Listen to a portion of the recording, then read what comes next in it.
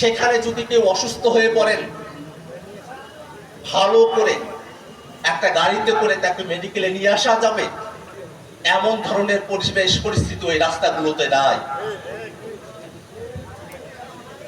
আমাদের প্রত্যাশা থাকবে আমরা যতটুকু সুযোগ পাই প্রত্যেকের জায়গা থেকে, শুধুমাত্র এই মঞ্চে উৎকৃষ্ট মানুষেরা নয়, আমরা সবাই কাউনিয়ার মানুষ, আমরা সবাই কিভাবে কাউনিয়ার এই সমস্যাগুলো সমাধান করা যায় এই জন্য আমরা সবাই একসাথে কাজ করব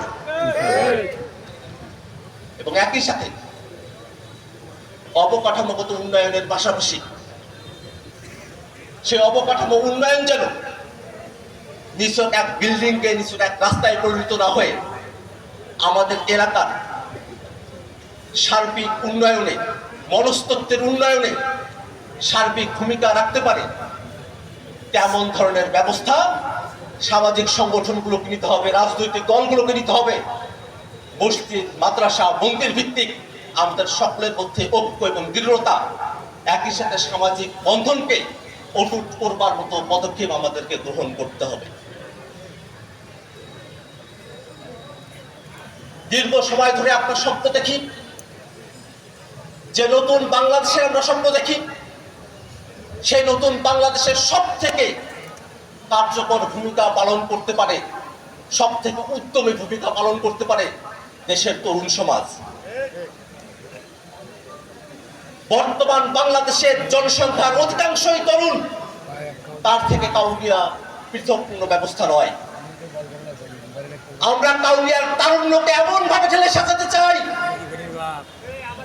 তারা মাদকাসক্তি নয়, তারা কোন রূপ অপকর্মের সঙ্গে যুক্ত থাকা নয়, কোন সন্ত্রাসের সঙ্গে যুক্ত থেকে নয়, বরং ইতিবাচক কাজের সঙ্গে যুক্ত থেকে তারা কাউনিয়ার মাটি এবং মানুষের জন্য তারা কাজ করবে। একই সাথে আমরা যারা এখানে উপস্থিত হয়েছি, আমাদের সকলের বক্তব্য বাংলাদেশ আগে যেভাবে মারামারি, কাটাকাটি, হানাহানি, রাজনীতির মধ্যে দিয়ে পর্যবেসিত হয়েছিল তেমন করে না। যে 2000 মানুষ জুলাই অভ্যুত্থানে শহীদ হলেন, হাজার হাজার মানুষ আহত হলেন, লাখে লাখে মানুষ যে জুলাই অভ্যুত্থানে অংশগ্রহণ করলেন, তাদের সকলের অঙ্গীকার এবং শপথ নতুন যে বাংলাদেশ, যে বাংলাদেশ হবে জনতার, যে বাংলাদেশ হবে স্বচ্ছতার, যে বাংলাদেশ হবে জবাবদিহিতার, ঠিক তেমন এক স্বচ্ছতার এবং জবাবদিহিতার বাংলাদেশ আমরা বিনির্মাণ করব।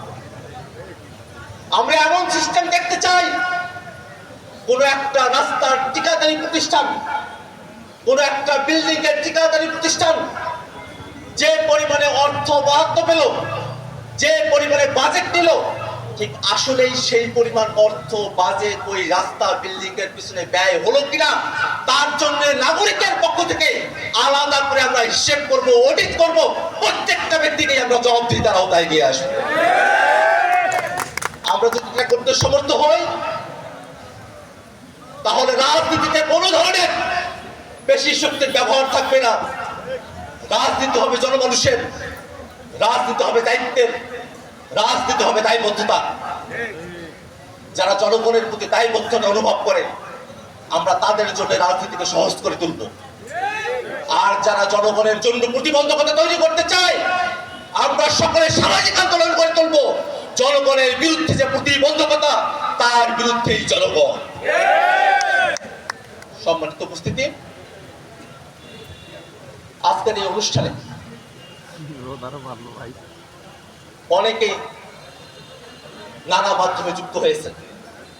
সারা দেশের মানুষেরা অনেকেই এই অনুষ্ঠান অনুসরণ করছেন, ফলো করছেন।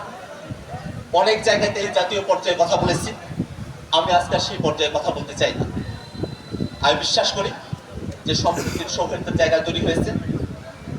আজকে আমি বয়সের তরুণ, নবীন, আমি যখন স্টেজে এসেছি আমার বড় দুই ভাই তারা যেভাবে আমাকে বুকে টেনে নিয়েছেন, এই কারণে আমি তাদের প্রতি কৃতজ্ঞতা জ্ঞাপন করছি। আমি বিশ্বাস করি সুকান্ত ভট্টাচার্য যেমন করে বলেছিলেন, এসেছে নতুন শিশু, তাকে ছেড়ে দিতে হবে স্থান। স্থান ছেড়ে দেওয়া নয়, ওই স্থানের জন্য যোগ্য করে তোলার জন্য আমাদের অগ্রজরা আমাদেরকে সবসময় পরামর্শ প্রদান করবেন। আমরা সকলে সম্মিলিতভাবে আমাদের এলাকা, আমাদের উত্তরাঞ্চলের, আমাদের কাউলিয়ার, আমাদের পীরগাছার, আমাদের রংপুরের আমরা ভাগ উন্নয়নে কাজ করতে পারবো, এই আশাবাদ ব্যক্ত করে আজকের এই অনুষ্ঠানের সম্মানিত সভাপতি, সম্মানিত আয়োজক এবং বিশেষ করে যারা আজকে নবীন শিক্ষার্থী হিসেবে এখানে উপস্থিত হয়েছেন, বিভিন্ন দলের নেতাকর্মীরা যারা উপস্থিত হয়েছেন, তাদের সকলে আবারও কৃতজ্ঞতা এবং সালাম জানিয়ে আমি আমার বক্তব্য এখানে শেষ করছি। আসসালামু আলাইকুম।